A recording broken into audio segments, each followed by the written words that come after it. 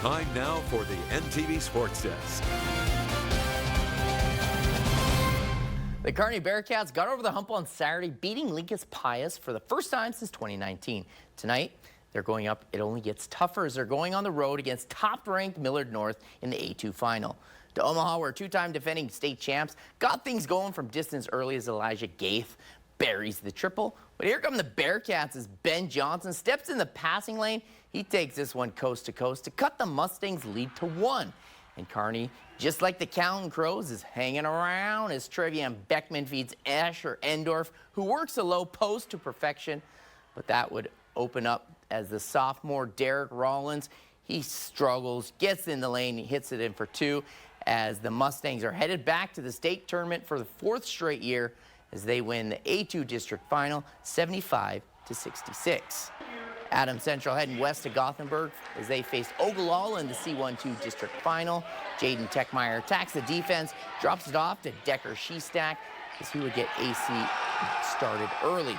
That didn't last long as Ogallala gets some distance from touch here as Jaron Gager for 3, swish. And then Gager looking to push as he breaks the little baby teardrop here into the paint as he makes the nice cut there. And then Adams Central, they're trying to hang around offensively though. Sam Dirks finds Shestack under the hoop as he gets that one. As Shestack led the Pats with 12 points, but Ogallala hit 3s after 3s in the first quarter. Caden Rezak had 2 of them as the Orange built upon their lead. At the end of the quarter, a 3 comes up short only to find Harrison Caskey. The nice offensive board as they led 17-6 at the end of 1, and the rest goes the same way as OG Nation advances to state, winning 66-30. Over to Amherst, where the 23-1 Broncs were off to their biggest win of the season, beating Donovan Trumbull, taking on Hershey in a 15-2 matchup. Panthers getting things going. Sophomore Kellen Spearman from the wing checks his range, says, "I'm good," as he gives the Panthers a 1-point lead. But Tage Hadwiger says, "Anything you can do, I can do better," as he drains the triple from the top of the key as they retake the lead. Then off the steal, it's Nolan Elo showing his hops as a 6-foot senior, throwing it down with the one-handed jam as this group was rocking.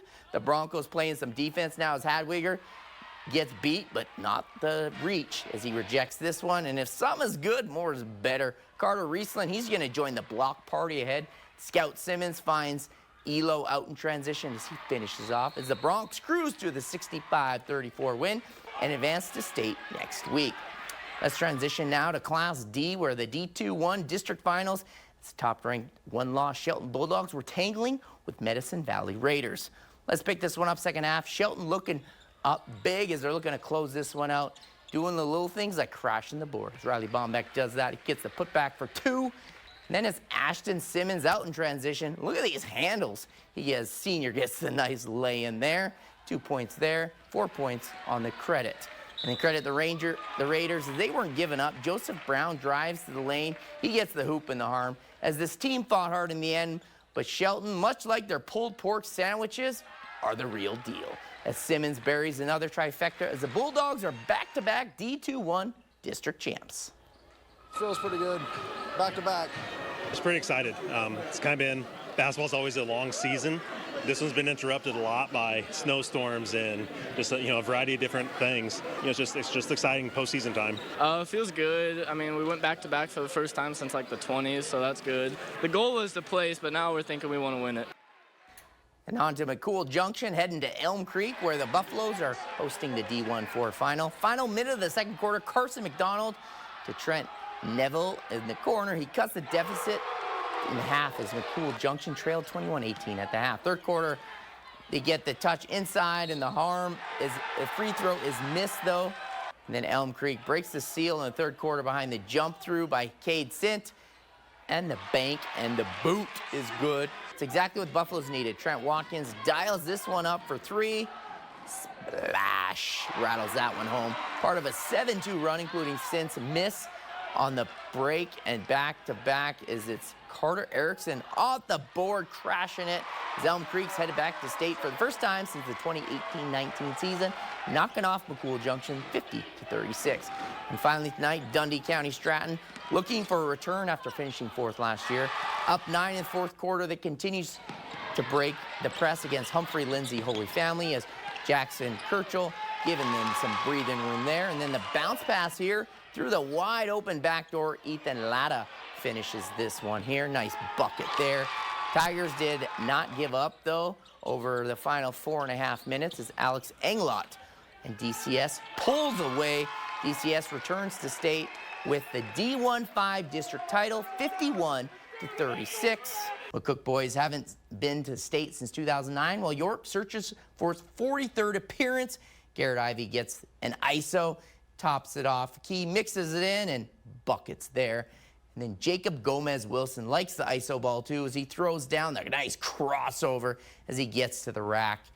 And then Barrett Olson gets down the wing, a hard pump fake, passes it open. I'm going to hit it. Money. And then Olson off the inbounds. He's going to do a little heat check here as he gets a nice shooter's touch as York would pull away in the fourth quarter and win this one 66-54, ending a small hiatus from the state for the Dukes.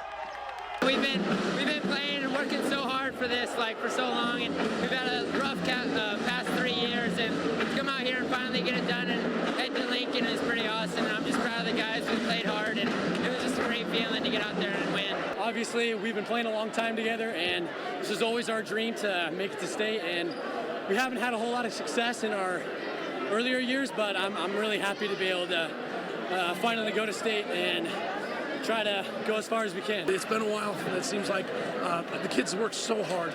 They've worked so hard for this opportunity. So for them to earn it like this tonight, I think for them is really important. They're certainly celebrating. You got to love that. Holdridge 1-1 away from first state tourney since 2010-11 season. The Dusters didn't want to play inside too much, so Garrett Johnson stepped back. Bobby Jack hits the bucket. And then Carter Sunday finds Jackson Shepard tucked away in the corner like a new Sheets of Hotel. Shepard hits. Elliott Wilson looking inside. He says forget it as he fires for another 3-ball. The Mustangs take the lead. This one was tight throughout the night. Handoff here to Johnson and the sophomore who fills up the buckets quick. Hits another jacket there. And then Quentin McCaffrey stacks up. At 6'10", he's only a junior. Despite the Dusters' best efforts, he's still tough to stop. And yet Holdridge had no problem staying with it. Wyatt Pfeiffer from the top of the key. Money. As a great game, Omaha Concordia, though, edges out Holdridge, winning a thriller, 57-54. On to the C1 6 district final in Cozad, where 11-seed Aurora was trailing by 6-seed Sydney by 2 in the fourth quarter when Micah Schneider backs down, hits the tough fall away for jumper to push the lead to 4. And that low post game is on lockdown. Jacob Dowse hits the bunny for the deuce, but under 5 to play. Here come the Huskies. Cut it to 2 off the nice inbounds play and finish here by Booker Shireman. Now the Huskies looking to tie it under 2 to play. Carson Stair drives. He gets hits the floater, gets fouled, but he's ruled down as he would miss the front end of the 1-and-1. The Red Raiders would hit their free throws, and they would escape, winning a thriller 34-31 as they punch their ticket to state. On to C1, top-ranked Wahoo in the 16-1 matchup, and that's kind of what it was. Wasting no time, Garrett Grand Jennett gives them the deuce and the damage. Warriors open up on a 13-0 run, capped by back-to-back trifectas from Anthony Simon. St. Paul, though, they were trying to hang tough as they get in the lane here, hit the jumper. But Wahoo, they're a top seed for a reason. They win big, 79-15.